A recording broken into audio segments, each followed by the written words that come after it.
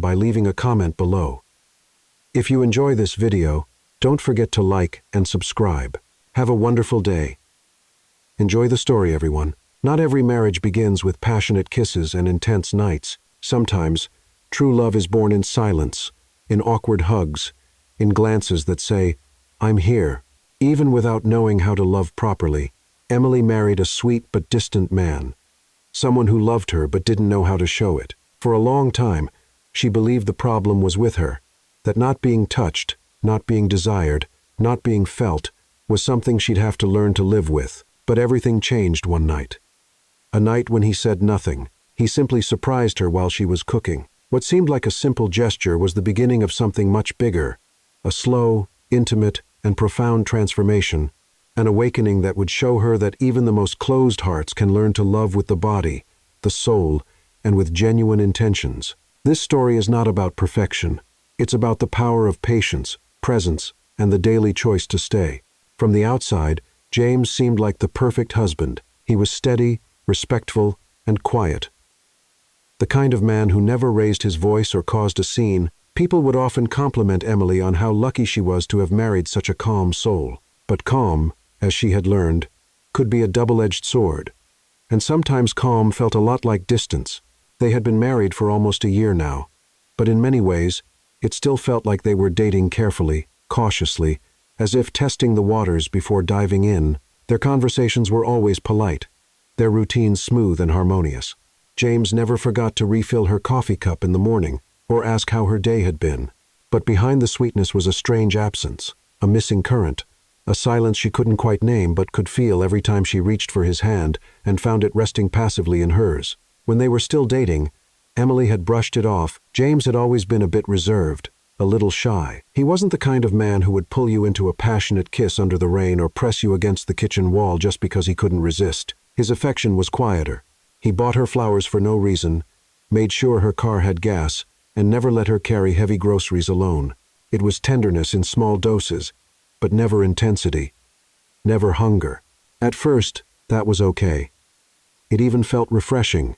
Emily had dated men who were all passion and no stability, men who kissed like fire but burned out just as fast. With James, she thought she had finally found something lasting, safe. But now, married and sharing a bed with him night after night, she sometimes felt like a guest in her own love story. She would lie awake beside him, the room dark, except for the soft blue glow of the alarm clock, listening to his even breaths and wondering, was this it? Was love supposed to feel this quiet? He rarely touched her without reason, a quick kiss before work, a hand on her shoulder if she looked tired, but never anything that made her feel claimed, desired, cherished. She ached for more, not just touch, but connection, that electric, something that made your stomach twist and your skin hum. Sometimes, she questioned herself. Maybe she was asking for too much. Maybe he showed love in his own way, and she was just too romantic for her own good. But deep down, she knew it wasn't about fairy tale expectations. It was about needing to be seen, to be wanted, and she had never truly felt that from him. Even on their wedding night, a moment she had built up in her heart as a turning point, a symbolic shedding of all hesitation, James had remained hesitant, distant. After the reception, they had walked into the hotel suite hand in hand. She had smiled, excited and hopeful. He had smiled too, a little nervously, and offered her a glass of champagne. They talked for a while, then changed into sleepwear and lay down side by side. Emily remembered how she had waited, heart thudding, giving him time to make the first move, but nothing came, just silence. Just the hum of the air conditioner and the soft creak of the mattress beneath them. She turned to him eventually, placed her hand on his chest, and leaned in. Even then, his kiss had been hesitant, soft, unsure, almost like someone checking to see if it was allowed. She took the lead that night, guided him, held his gaze, reassured him with touches and murmured words. But inside, something wilted because every step felt like it came from her. Every moment of closeness was something she had to create while he simply followed. That's when the questions began to take root in her mind. Was he afraid? Was it shyness or inexperience? Or worse, was she simply not someone he desired deeply?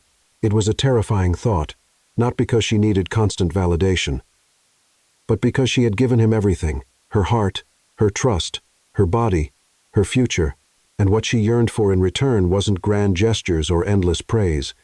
It was presence, that unmistakable fire in the eyes of someone who truly sees you, who craves your touch not out of obligation but out of need. She couldn't ask him, "How do you ask the man you married if he's just not into you like that?" So she kept those thoughts locked away, buried beneath polite smiles and busy days. She worked, cooked, cleaned, laughed with friends. She held his hand in public, took pictures on holidays. But the ache remained. At night, she'd sometimes whisper to herself, "He loves you. He's just different." And maybe he was. But different didn't make the silence easier to bear. There were moments when she caught him staring at her, during dinner or while she read on the couch, and his gaze was soft, thoughtful, but it never lingered, never darkened with longing, never turned into action. It was like watching a candle that refused to catch fire. No matter how many times you struck the match, she loved him. That much was certain. She loved his quiet intelligence, his thoughtfulness, the way he always knew when she needed space or a warm cup of tea. She loved that he never lied, never made her doubt his loyalty. He was dependable in all the ways that mattered. But love without expression was starting to feel like hunger without food. She didn't want to change him. She just wanted to know if there was more inside him, a layer he had never shown anyone, a part of him that maybe even he didn't fully understand. Could love grow in silence? Could a heart that doesn't know how to reach still learn to hold? She didn't know, but she hoped that maybe one day he would look at her differently, touch her differently, that the careful man she married would surprise her, not with flowers or gifts, but with fire, with desire, with a whisper that said, "I've wanted you this whole time. I just didn't know how." She didn't expect miracles, but she longed for a moment, just one, where he reached for her, not because it was the right time, but because he couldn't wait another second. And something told her that moment might be closer than she thought. The wedding had been beautiful. Emily could still remember the scent of peonies filling the garden, the way the sunlight danced across James's face as he said his vows, the quiet emotion in his voice as he promised her forever. She had believed him, not just because of the words, but because James didn't say things he didn't mean. If he promised something, it was because he intended to keep it. And yet, when the doors to their honeymoon suite closed behind them that night, Emily felt a chill that had nothing to do with the air conditioning. The room itself was perfect. Candlelight flickered from the bathroom, where the tub had been drawn.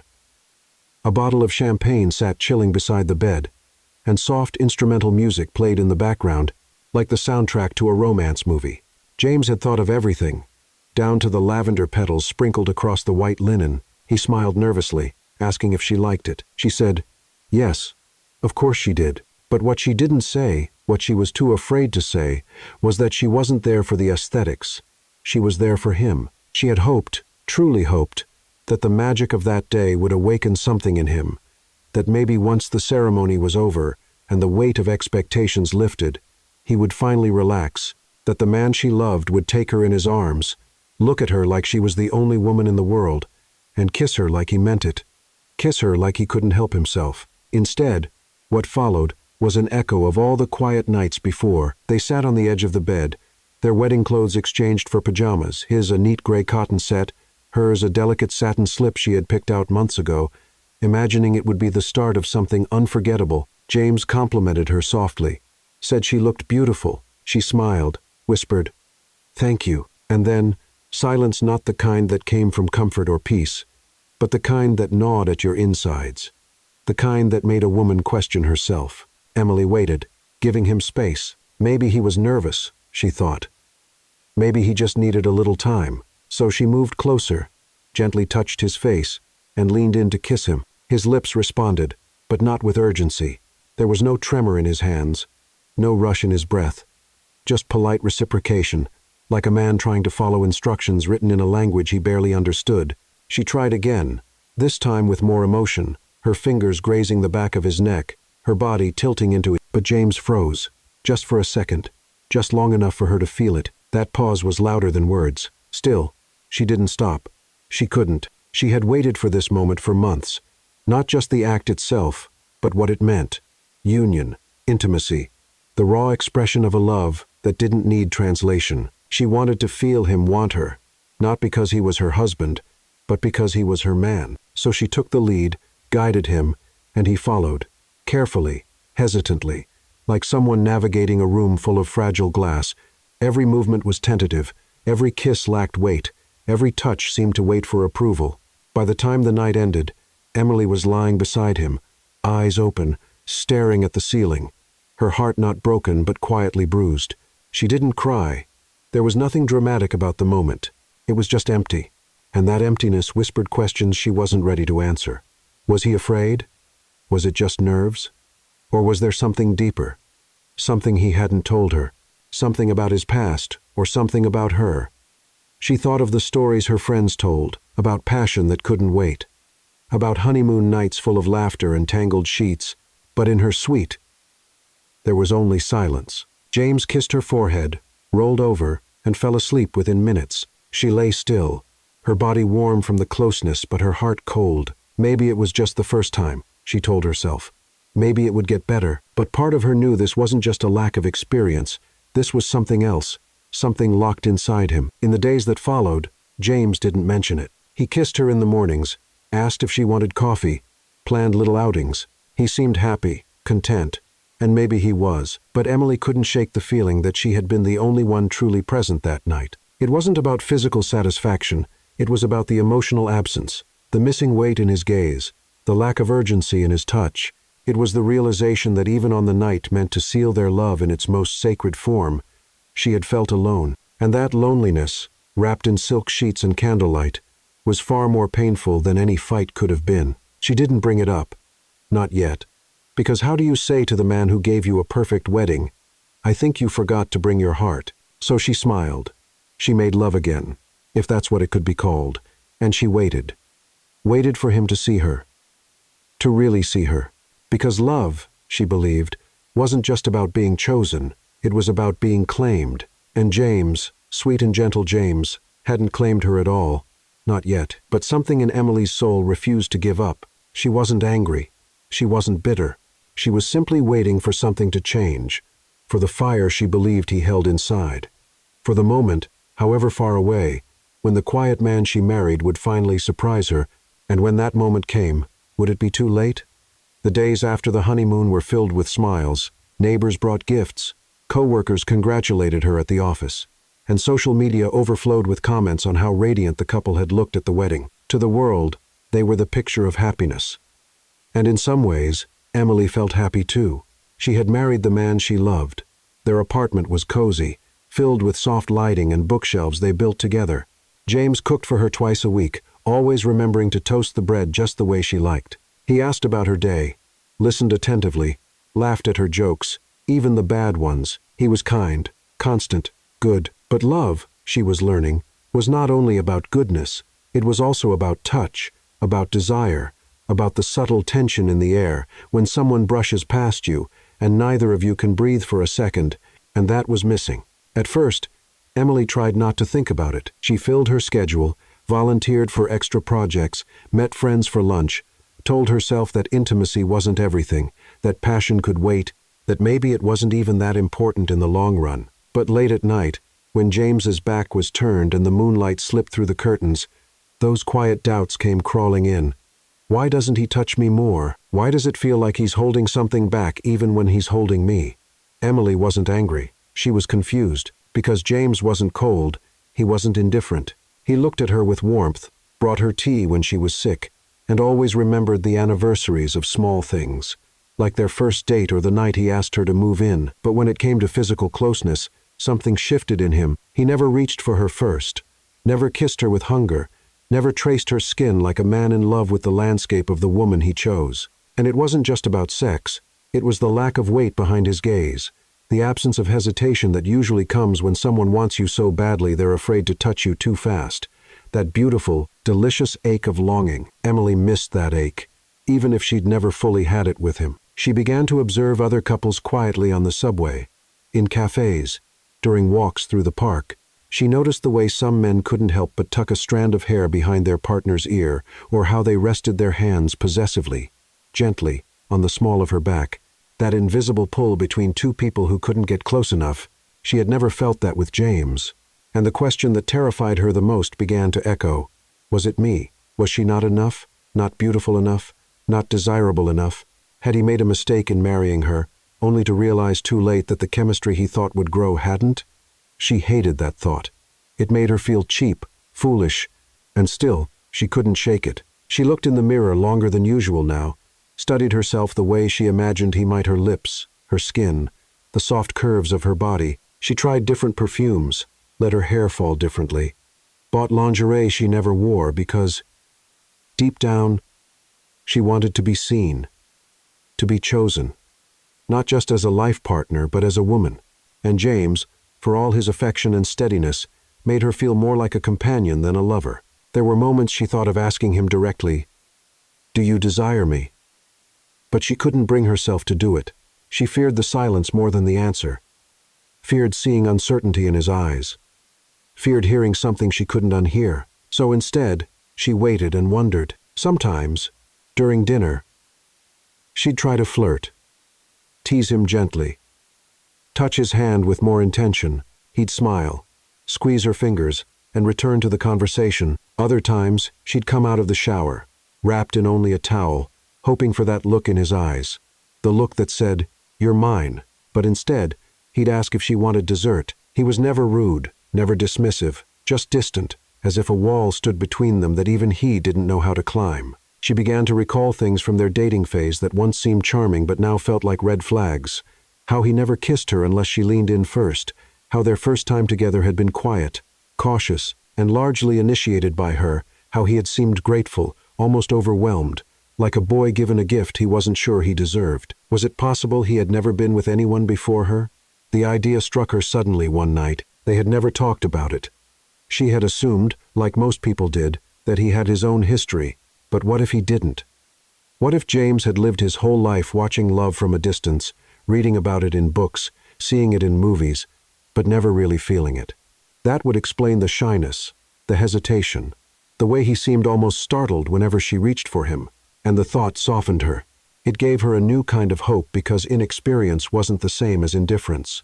A man who didn't know how to touch wasn't necessarily a man who didn't want to. Maybe he just didn't know how to begin. And if that was true, maybe she could help him. The thought came to Emily late one night when she was lying in bed beside James, both of them scrolling silently on their phones, wrapped in their own private worlds. The soft light from the screens illuminated their faces, casting shadows across the ceiling. They weren't arguing, they weren't disconnected, but they weren't connected either, and that was what haunted her the most. It wasn't that he was cruel or inattentive. It was that their marriage felt incomplete, like a song missing its chorus, like a dance with every step memorized but no music. She turned off her screen and stared at the ceiling, her body aching, not with desire, but with the weight of absence, an ache born from needing to be wanted, to be pursued, to be seen as more than a companion with benefits of routine. She remembered a conversation with a friend once, someone who had been struggling with her own partner's lack of initiative. "We watched a couple of adult videos together," her friend had said, laughing a little. "It actually helped, gave him ideas, took the pressure off."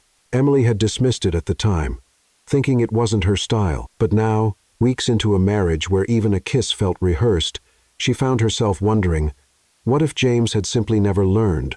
Not because he didn't care, but because no one had ever taught him. It was a radical thought, a private, unspoken possibility, one she hadn't dared fully consider until now. Maybe his hesitancy wasn't rejection, but confusion. After all, sex wasn't something people learned in school or mastered by reading novels. It was messy and vulnerable, and most people stumbled their way into it through trial, error, and a bit of awkward courage. But what if James had never had those chances? What if no one had ever made him feel safe enough to explore that side of himself? And suddenly, Emily didn't feel frustrated anymore. She felt compassion.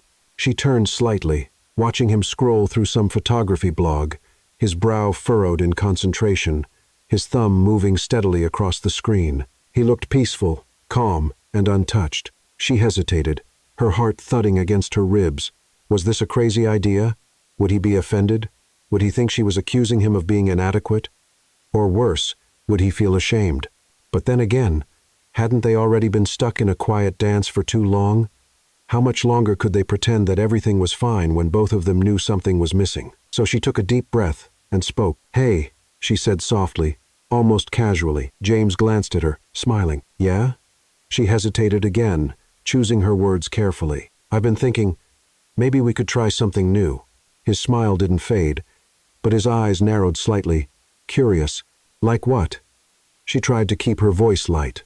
I read somewhere that some couples watch, adult videos together, as a way to learn, to open up, to talk about things they like, things they never thought to try.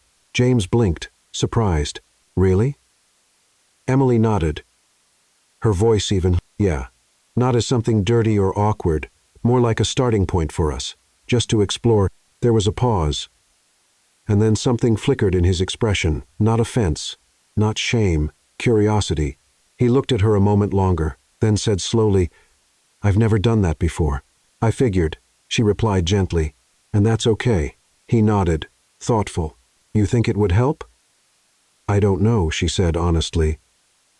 "But I think it might be easier than trying to explain things with words. Maybe it could show what I mean when I say I want to feel close, wanted, desired." There was a long silence between them, not uncomfortable, just full. Then, quietly, he said, "Okay, let's try." Emily felt a rush of something warm bloom in her chest.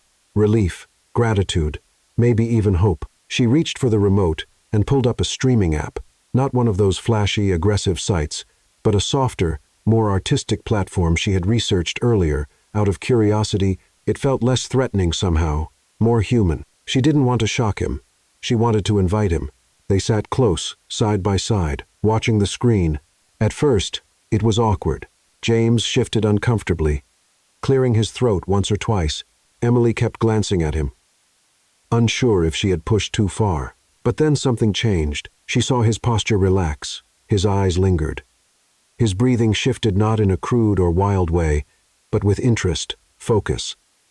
As if he was studying something unfamiliar but important, and when he looked at her, really looked at her, there was something new behind his gaze, awareness, desire, and a hint of vulnerability. Emily's heart pounded, not because of what was on the screen, but because of what was beginning to flicker between them. A new thread, a new possibility. He reached for her hand, laced his fingers through hers, and for the first time since their wedding night, she felt chosen, not by default, not out of duty, but chosen. James didn't say much that night, but when the video ended and they turned off the screen, his hand didn't let go of hers. And when he leaned in to kiss her, slowly, tentatively, there was a new weight behind it. A spark, small but real, and Emily knew something had begun. Emily woke the next morning with a quiet sense of something having shifted, though she couldn't quite name what. The sun filtered gently through the blinds, casting soft golden lines across the floor. James was still asleep beside her, his face relaxed, his breath steady.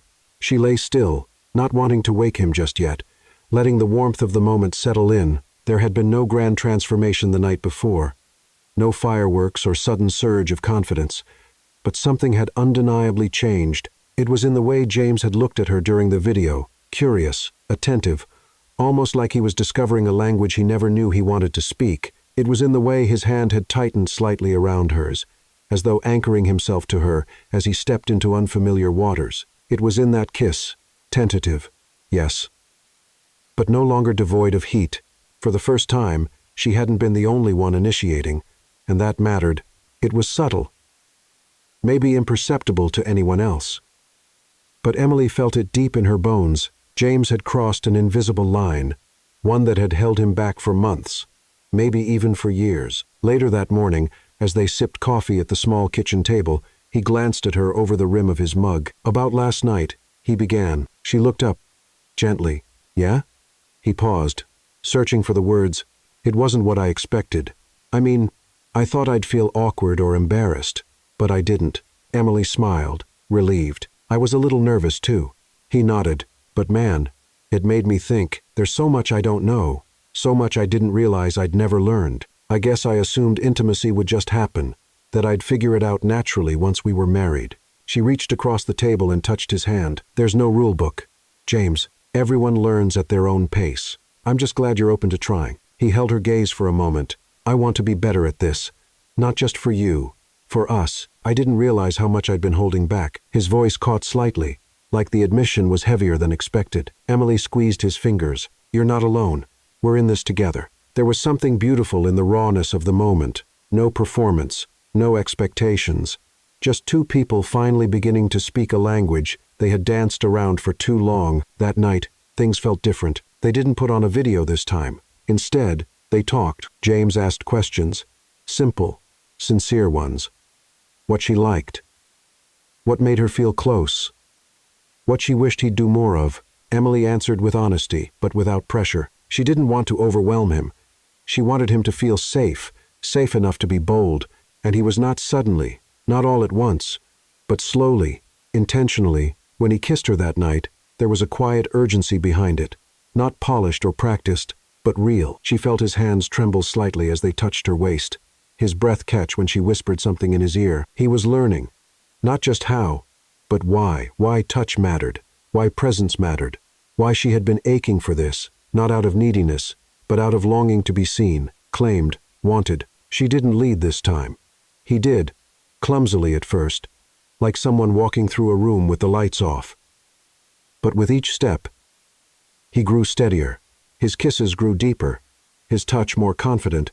He explored her with curiosity, reverence, and something else, something he hadn't shown before, desire. And Emily responded, not with instruction, but with encouragement, with soft moans, approving sighs, fingers tangled in his hair, not to guide him, but to let him know he was doing just fine. By the time they lay in each other's arms, limbs tangled and breath still shallow, Emily felt a peace she hadn't felt in months. Not because everything was suddenly perfect, but because something had finally begun. The next few days felt lighter. James was more physically present, not in grand, sweeping ways, but in subtle, steady gestures. A hand on her lower back as they moved through the grocery store, a kiss on the side of her neck when she stood at the sink, a playful brush of his fingers along her arm while watching a movie. Emily noticed every touch, every glance. She didn't need him to become someone else. She just needed him to show up fully. And now, piece by piece, he was, and it made her fall in love with him all over again. Not for who he had been, but for who he was choosing to become. She hadn't realized how lonely she'd felt until the loneliness started to lift, like fog burning away under morning sun. One night, as they were getting ready for bed, James came up behind her and wrapped his arms around her waist. She was brushing her teeth, hair pulled back, wearing an old, oversized t-shirt, not exactly lingerie model material. Still, he kissed her shoulder and said softly, "You're so beautiful." She turned, toothpaste still in her mouth, and gave him a surprised look. He smiled. "What? Can't I admire my wife?" Emily laughed, rinsed, and leaned into his chest. "You can, just don't stop." He didn't. And she knew then. It was just the beginning. The transformation didn't happen all at once. It unfolded slowly, like the first signs of spring after a long, quiet winter. But Emily noticed it, not in fireworks or declarations, but in the way James began to reach for her when he thought she wasn't looking, in the way his fingers lingered a little longer when they touched, in how his eyes, once kind but distant, now held something deeper, something she had waited so long to see. Hunger. It was a Thursday evening, ordinary by all appearances. They had made dinner together, roasted chicken, sweet potatoes, a salad with too much lemon, just the way Emily liked. James opened a bottle of wine, and they sat at the kitchen table, talking about everything and nothing. There was laughter, easy and warm. He teased her gently about the way she always had to organize the fridge after grocery shopping. She rolled her eyes but smiled, knowing he was right. And all the while, a quiet current buzzed between them, not loud, not urgent, but alive. After dinner, they cleaned the kitchen together. Emily tied her hair into a loose bun, humming to herself as she rinsed plates. James stood beside her, drying dishes. It was domestic, simple, but something in the air had changed. He bumped her hip with his, playfully. She looked at him over her shoulder, amused. "Careful, sir, that's sacred dishwashing territory." He didn't reply with a joke. Instead, he leaned in slowly and kissed her shoulder. A soft, unhurried kiss. Then another, a little higher, and another. Brushing the curve of her neck, she froze, not in discomfort, but surprise. Because it was new, unprompted, unscripted. "Deliberate, James?" she asked softly. He rested his forehead against the back of her head, his voice quiet. "I think about you all the time. I just never knew how to show it." She turned to face him. His eyes were darker than usual, not with sadness, but with something that looked a lot like desire held in too long. "You don't have to be perfect," she said. "I don't want perfect," he replied. "I want you. The words weren't poetic, they weren't rehearsed, but they hit her like thunder in her chest. She reached for him, kissed him slowly, savoring the way his mouth moved with more certainty than before. His hands found her waist, then her hips, and this time they didn't hesitate. There was no awkward pause, no polite retreat, just presence, just him, there, fully. He led her out of the kitchen, fingers laced with hers, not to the bedroom, but to the living room. He didn't turn off the lights. He didn't wait for the perfect moment. He just began, on the couch, under the dim glow of the lamp, with the faint hum of traffic outside, grounding them in reality. James kissed her like a man who had decided, finally, to let himself feel. His kisses were firmer now, fuller, and when his hands roamed her body, they did so with reverence and curiosity. He wasn't copying anyone. He wasn't imitating a scene from the night before. He was there, with her, for her, learning her as if she were a song he finally allowed himself to hear. Emily gasped softly when his fingers brushed the hem of her shirt and slipped underneath. Her skin responded instantly, goosebumps trailing in his wake. He paused, just for a second, eyes meeting hers. "Okay?" he asked. She nodded. Yes. More than okay. What followed wasn't hurried or frantic. It was slow, intentional. His touches were careful, but bolder now. He kissed her collarbone, her shoulders, her waist, stopping to look at her, to learn what made her sigh, what made her shiver, what made her smile with closed eyes. Emily felt like she was being discovered, not just physically, but soul deep. Every gesture said, "I want to know you. I want to understand how to love you," not just with words, but with hands, with lips, with presence. And she gave herself to that moment completely. She didn't need perfection. She needed effort. And James was giving her exactly that effort, wrapped in honesty, wrapped in the quiet passion of a man no longer afraid of wanting. Later, they moved to the bedroom. He undressed her with patience, not rushing. And this time, he didn't look away. His eyes drank her in, like she was something sacred. When he kissed her stomach, her thighs, her chest, there was no trace of shame or uncertainty, only curiosity and care. When he made love to her that night, it felt different not because of any technical change, but because his heart was finally in it. She could feel it in the way he held her afterward, in the way he kept whispering, "You're so beautiful," as if he had just realized it himself, in the way he didn't turn away or drift off immediately, but instead traced circles on her back with his fingertips. They talked in the dark for over an hour. He told her he'd always been afraid of not being enough. She told him he always had been. He admitted that physical intimacy had always confused him, made him feel like an outsider. Something about growing up in a household where feelings weren't discussed, where affection was rarely shown. His body had never learned the language of touch, and his heart had learned to stay quiet. Emily listened, and then she kissed his palm. "You don't need to apologize for what you didn't know," she said. "You're here now. You're learning. That's all that matters." He pulled her close, and she felt his breath warm against her hair. "I want to keep learning," he said, "with you." Emily closed her eyes. For the first time, she didn't feel like she was waiting for him. He was here, present, awake, desiring, and maybe, just maybe, they were only at the beginning of something beautiful. It had only been a few days since that night, since something in James had quietly, undeniably shifted. There was no announcement, no dramatic change in routine, but Emily could feel it in the air between them, like the subtle scent of a flower blooming in another room. James was present in a new way, not just physically, but emotionally, attentive, open. He was still soft-spoken and gentle, but there was a new layer of intentionality in the way he looked at her, touched her, moved around their shared space. And for Emily, even the ordinary had begun to feel extraordinary. It was a Saturday afternoon when the moment came, the kind of lazy day that used to stretch out in silence. James had offered to do the grocery run, insisting she take a long bath and relax. She had laughed at his insistence. He was rarely assertive about anything domestic, but she agreed, letting him take her list and her canvas bag. When he returned, she was still in her robe, hair damp, skin flushed from the hot water. She was humming softly as she chopped garlic at the counter, preparing one of their favorite pasta dishes. The kitchen smelled of basil and lemon zest.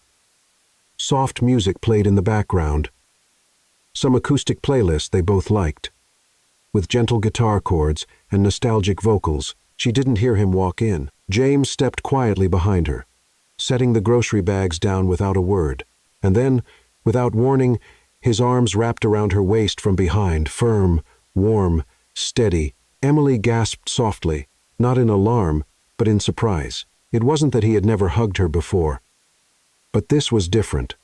This was unprompted, unscripted, real. He buried his face in the crook of her neck, breathing her in, holding her like someone who didn't want to be anywhere else in the world. Emily froze for a second, heart racing. Not because of the hug itself, but because of the meaning behind it.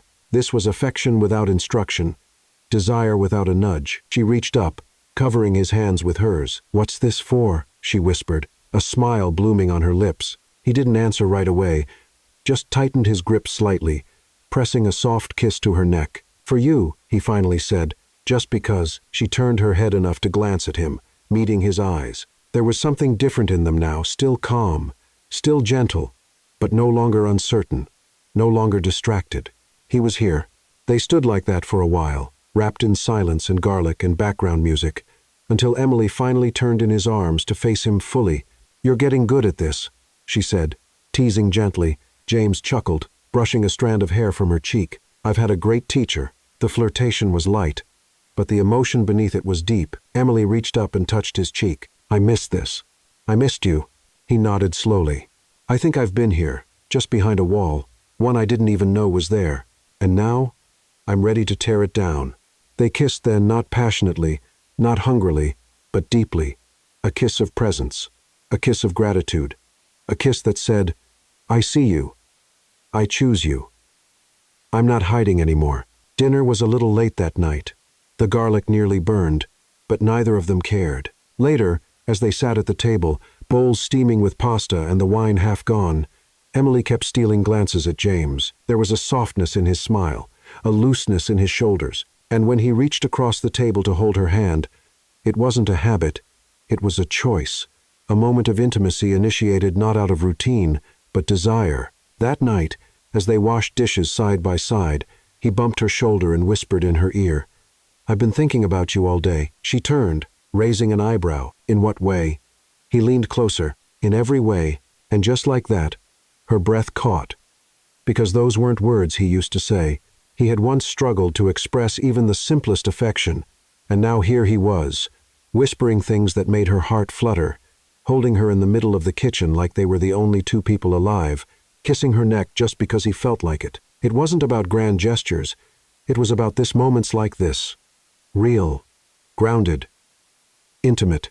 Later that night, they lay on the couch, her head on his chest, legs tangled, the television playing something. Neither of them was really watching. James ran his fingers slowly through her hair. "I didn't know how much I needed this until I started losing the fear of it," he said. Emily tilted her head. "Fear of what?" He hesitated. "Fear that I'd do it wrong, that I'd disappoint you, that I'd never be the kind of man who could make you feel so wanted." She sat up slightly, touched his chest.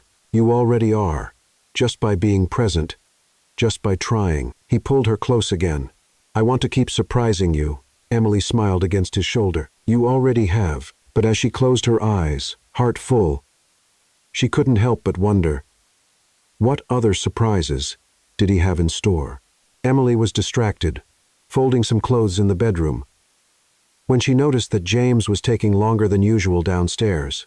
She heard some footsteps, a brief sound of running water, then silence. She found it curious but didn't worry. She was becoming more accustomed to the small mysteries that James began to create since that night in the living room. Since the first genuine gesture of desire, something inside him seemed to have awakened not a burst of uncontrolled passion, but a silent decision to be present, to learn, to surprise her, not with flowers or expensive gifts, but with sincere gestures, small but full of meaning. And that night, she would feel it like never before. "Love?" she called from the bedroom door, stepping down the first 2 stairs. No answer. The house was dimly lit, and there was a different scent in the air, lavender, vanilla, something soft and enveloping, as if the atmosphere itself had become an invitation. It was then that she saw it. At the bedroom door. A small note, taped with a piece of tape. "Close your eyes. Trust me." Emily smiled, feeling her heart race, not from fear, but from curiosity, and an emotion she hadn't expected to feel again. Anticipation, The kind that only happens when someone cares about the details for you.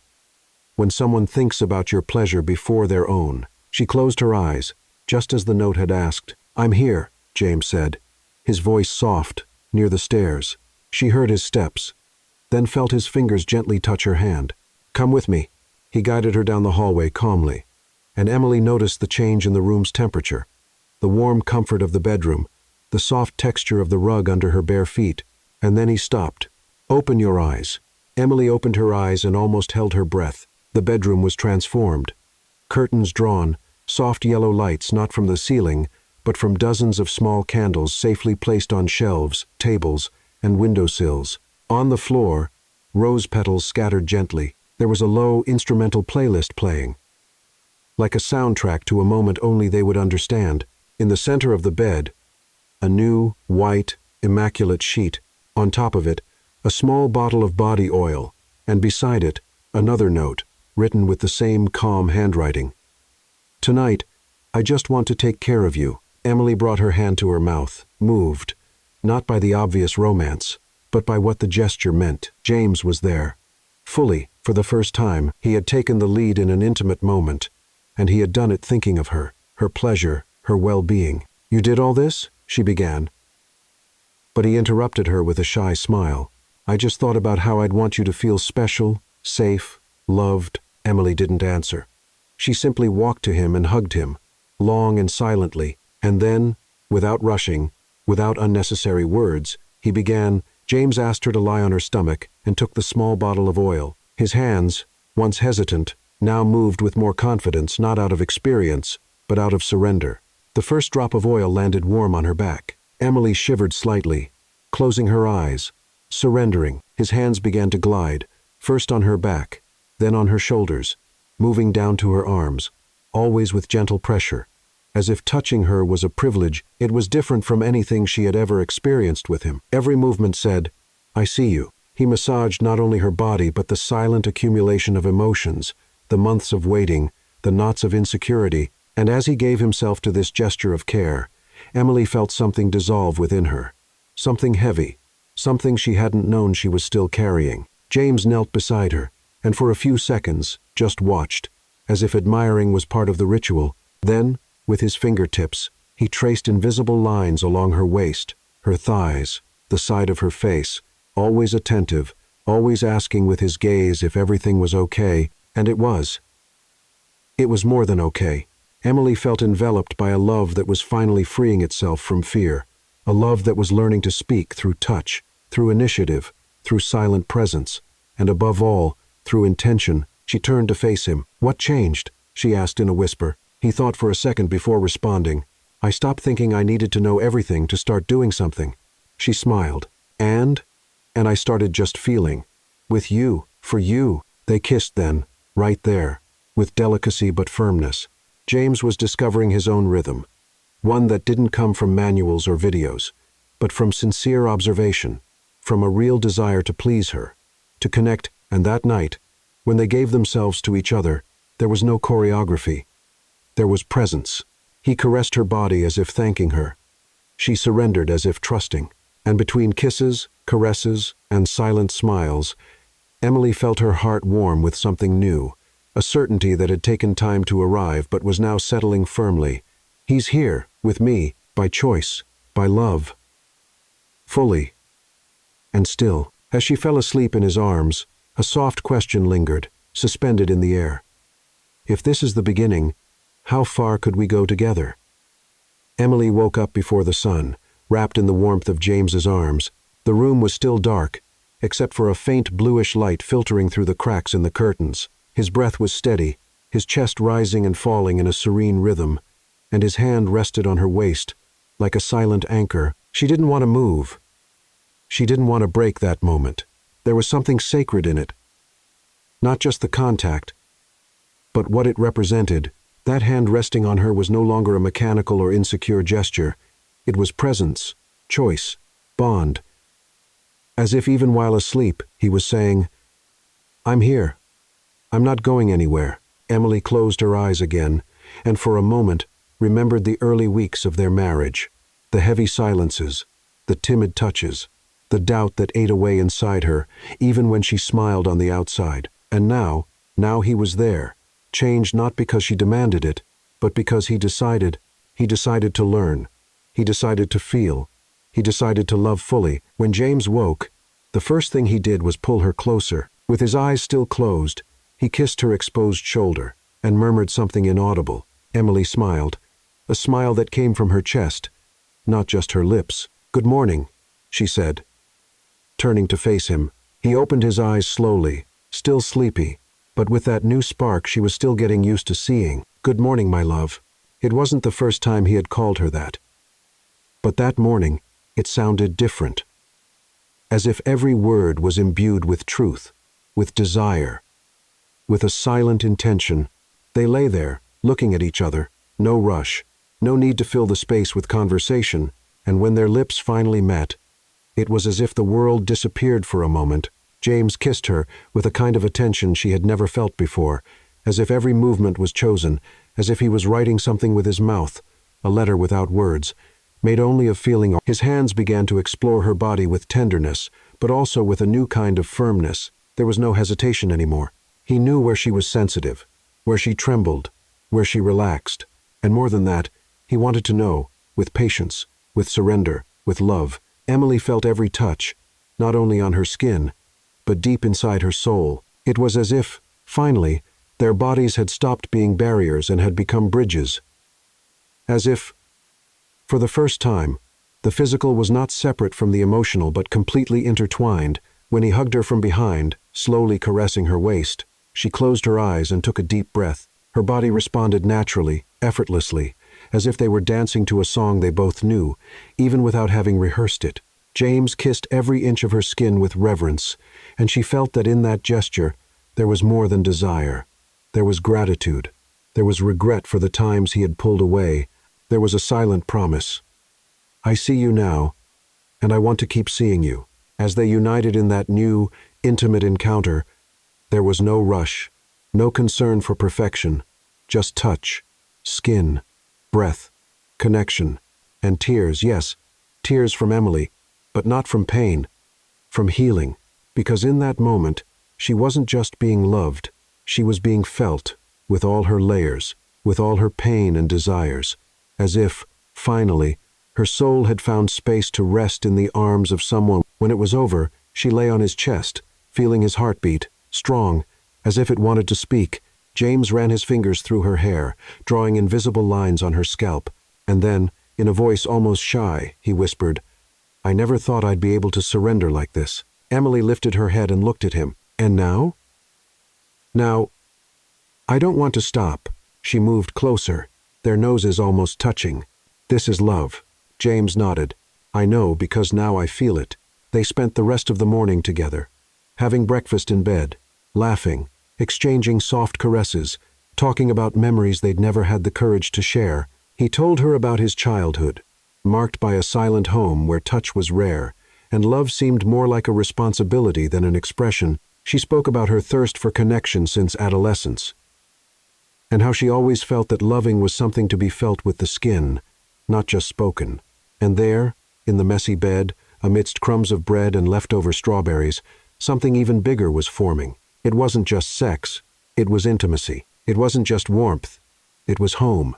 And as the afternoon advanced and the sun streamed through the cracks more forcefully, Emily looked at James and, for the first time in a long time, didn't wish for anything more, because she had everything. And yet, a sweet and restless thought whispered in her chest. If this depth is possible now, what else still awaits us on the journey? What started as a shy awakening gradually transformed into a dance that became more and more in tune, not because Emily and James had memorized steps or learned formulas, but because, finally, they were listening to each other, not with their ears, but with their bodies, with their skin, with their hearts. Their intimate relationship was no longer a silent or tense field. It had become a living territory, full of nuances, where desire and affection met with freedom. With every new touch, every night spent together, Emily realized clearly. James hadn't just learned to surrender. He wanted to surrender, and that made all the difference. The nights began to have a different rhythm. There was no longer that anxiety hidden in his gaze, or that hesitation in his gestures. He touched her naturally, with desire, with genuine pleasure, and more than that, with intention.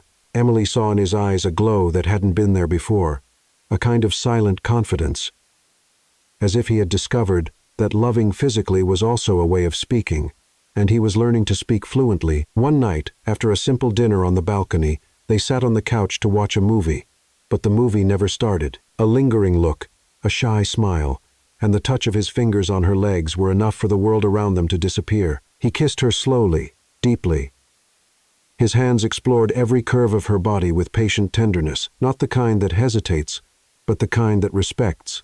And she, feeling his touch, knew that he was no longer the same man from weeks ago. He wasn't the James who just touched her with doubt. He was the James who delighted in touching her, who discovered pleasure in provoking pleasure, who understood that affection could be an invitation, but it could also be a response. And in his eyes, Emily saw something even more precious: presence. Because now, every time they were together, he was there whole, surrendered, attentive, as if every touch were a prayer and every sigh a response. The sexual relationship between them stopped being a reserved, silent, almost shy moment and became something alive, spontaneous. James began to take initiative, not only in the bedroom, but in unexpected moments. A warmer kiss in the kitchen, a prolonged hug in the hallway, a touch on the back while she washed her face, followed by a, "You're so beautiful." Emily felt her body respond in a new way, not just with excitement, but with freedom, because when there is trust, even desire blooms differently. And now, there was trust in every look, in every whispered smile between kisses, in every word spoken in the dark. James also became more verbal, not with long phrases, but with short declarations that carried immense power. "I think about you all day. Your scent calms me. I want you now. Just you." Each of these sentences was like a key, unlocking doors of pleasure in her that had never been touched with such delicacy. And the most surprising part, he did it effortlessly, because it didn't come from obligation. It came from connection. They learned to laugh together during their most intimate moments. Sometimes when things didn't go as expected, when a movement was awkward or a kiss turned into a laugh, they didn't get frustrated. They just laughed and then kissed again. Even more connected, even more complicit. Emily realized that now they were dancing to the same rhythm, not because someone was leading, but because they were synchronized by the desire to make it work. James began to anticipate her desires. He knew when she wanted more slowness, when she needed silence, when the touch should be firmer. He read her like she was a book he didn't just love, but respected. And in return, she surrendered without fear. The trust grew. The surrender became deeper and deeper. And with that, something new was born, a sense of partnership in pleasure. It was no longer about who gave and who received. It was about sharing. James began to ask more. "What do you feel when I do this? Do you want me to keep going? Are you enjoying it this way, or would you prefer something different?"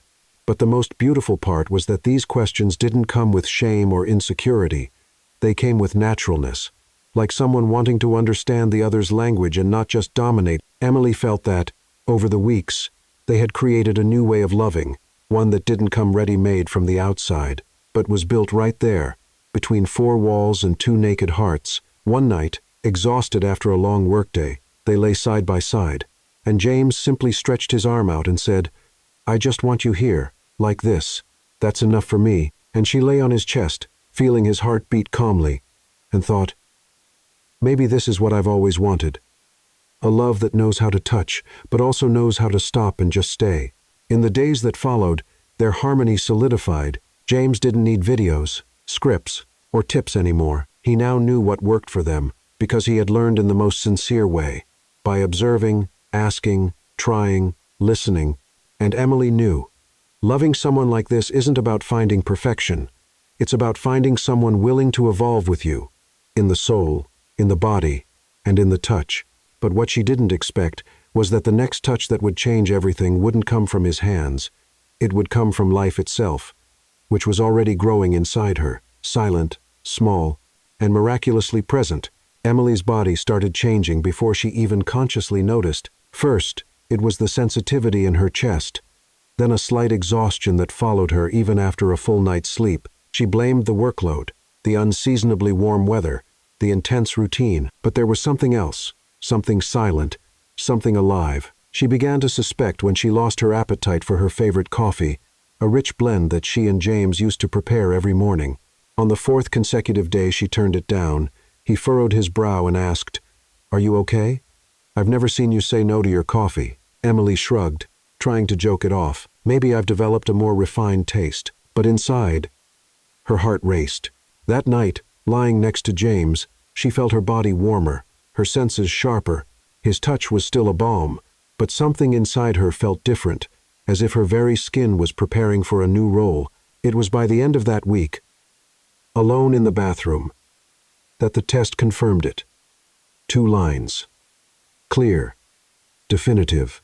Emily felt the world spin for a few seconds. She sat on the edge of the bathtub, the test in her hand, her heart beating in her chest like it wanted to leap out. Tears came before the smile even appeared. She didn't know if she was ready, but she was happy and scared and incredibly moved, because there, in front of her, was more than a result.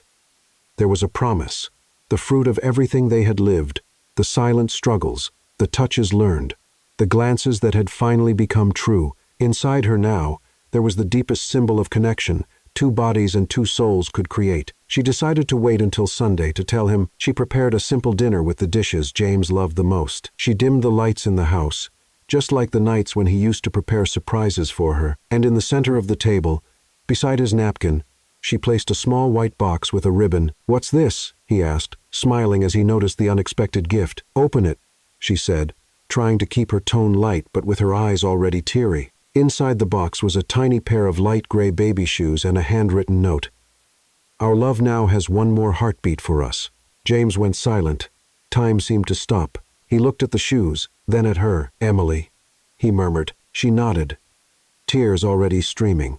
"Yes, I'm pregnant." He put his hands to his face, his eyes wide and moist. Then he stood up, went to her, and embraced her with a strength she had never felt before. Not a physical strength, but an emotional one. A total surrender. I don't know what to say," he whispered, his voice choked. "You don't need to say anything. Just stay with me here." He knelt in front of her, placing his head on her belly, as if he wanted to listen to what was barely forming inside. And in that gesture, Emily saw everything she needed. James was no longer the man afraid of touch. Now he was touching the invisible, what had yet to be born. In the days that followed, he dove into the newness with the same care and surrender with which he had learned to touch her. He studied the symptoms, prepared fresh fruit for breakfast, carried the shopping bags without letting her touch anything heavy. But more than that, he observed her and admired her. "You're different," he said one night, lying with his head on her lap. "Puffy," she joked. "Beautiful, serene, radiant." He replied without hesitation. Emily ran her fingers through his hair. "Sometimes, I still wonder if all of this is real." He looked at her. "Serious. I do too. But then I remember how much we fought to find each other, and I think maybe love really does start like this, confused, shy, full of stumbles, and then it blossoms." Emily smiled, feeling the baby move gently for the first time. It wasn't pain. It was like a touch from the inside, a nudge, a reminder. They were ready. And even with all the fears, with all the uncertainties, there was a peace in the air, as if, finally, they were home, not the home of walls and windows, but the one built in an embrace, in a look, in shared silence. James began to talk to her belly almost every night. "Hi, little one. This is Daddy. I promise I'll learn everything you need me to, and love you every day." And every time he did that, Emily knew. The man who once feared showing love now overflowed with it. And although there was still one final chapter to live the birth of that little life, Emily already felt that, in some way, they had been reborn too. But she still didn't realize that the newly born love would gain a name, and that this name would become the strongest link between her and James. 6 months later, the garden was in full spring bloom. The flowers that Emily had planted with her own hands and that James carefully had learned to water every Sunday were now blossoming with color and life. Butterflies danced among the lavenders, and the sound of children's laughter from the house next door mingled with the birdsong, creating a soft soundtrack for a new beginning. It was the day of the birth not just of a daughter, but of a new story. James had stayed up all night at the hospital, sitting by Emily's bed, holding her hand with firm fingers and a gaze full of tenderness. He didn't try to control the situation. He didn't hide his emotions. On the contrary, he cried, smiled, trembled. He was vulnerable like never before, and it was beautiful to see. Breathe with me, he whispered between contractions. I'm here. It's all going to be okay. And it was. Sophia was born at noon, with her eyes closed and a loud cry, a small sound, but powerful, as if she was saying, I'm here, and you're already mine. When the doctor placed her on Emily's chest, she cried silently, stroking the small head, feeling the warmth of that tiny body that had grown inside her. James couldn't stop looking. She's perfect, he repeated, as if it were a mantra, and she was. But what moved Emily the most in that moment wasn't just the miracle of life. It was the miracle of transformation. James, the man who once feared even touching, was now holding that little life with firm hands and eyes full of love. He kissed the baby's forehead, as if he had known her for years, as if, somehow, he had always known she would come. During the first days at home, the couple discovered a new kind of intimacy, the kind that is born from shared exhaustion, sleepless nights, and the small daily victories. The first bath, the first smile, the first attentive look from the baby who seemed to absorb everything. Emily, even exhausted, felt complete. She watched James walk through the living room with Sophia in his arms, humming softly, made-up songs, and she knew that the man standing before her was no longer the same one she had married. He had blossomed. Each gesture showed a love built with patience, with choices, with courage, a love that hadn't come ready-made, but a love that had come true. One Sunday afternoon, while Sophia slept in her crib, Emily and James sat side by side on the couch, hands intertwined. The house was quiet, but not the same kind of silence as before. It was a living silence, the kind that exists between two people who no longer need to explain themselves. We've come this far, she said, emotionally, and everything is still just beginning, he replied. Emily rested her head on his shoulder. I look at you now and see everything I prayed for when I felt alone. James kissed her forehead. I look at you and see the woman who taught me what true love is, without haste, without demands, just with presence. She smiled, with teary eyes. Do you love me? He looked into her eyes. More than ever, in every possible way, and in every way I will still learn. That was the answer her heart had always been waiting for, not because it was grand, but because it was real. Their relationship wasn't perfect. There would still be difficult days, arguments, long nights, but now, there was a foundation that supported everything. Truth, surrender, and mutual growth. And there was Sophia, the living proof that love, even when it starts shyly, can become immense. Emily looked out the window at the garden. The afternoon sun gilded the leaves, and a light breeze swayed the tree branches. She thought of everything they had lived, the insecurity at the beginning, the silent tears, the first time he touched her with genuine desire, the notes, the unexpected hugs, the smiles after love, and she thought, this is why it was worth not giving up. That night, as they placed Sophia in her crib, James took the little hand of their daughter and said, May you grow knowing that love is possible, even when it takes time to bloom, even when it starts in silence. It always finds a way. Emily looked at him with tenderness. You became the man who was always inside you. You just needed to believe you could let him out. He smiled, and you were the bridge between fear and courage. They embraced, lingering, and finally, as they turned off the lights and lay down together, Emily thought, if true love exists, it looks like this, with a house made of arms, with promises whispered in the dark, with a baby breathing peacefully in the room next door, and with two hearts that, after so many silences, learned to beat together. But there was still something she didn't foresee. How many other forms could this love still take? Love doesn't always come like it does in the movies, full of promises, passionate kisses, and sunset declarations. Sometimes, it arrives shyly. It arrives as silence between two bodies, as a hesitant touch that doesn't yet know what to say. But when there is presence, when there's the courage to stay, even without knowing exactly how to love, love blooms. It grows between simple notes, hugs in the kitchen, eyes that learn how to truly see. James wasn't born ready. And Emily didn't demand perfection. She just stayed, believed, waited, and he chose to learn. With her. For her. In the end, it wasn't the wedding, the honeymoon, or the vows that changed everything. It was the simplest gesture, the unexpected touch, the hug that said, "I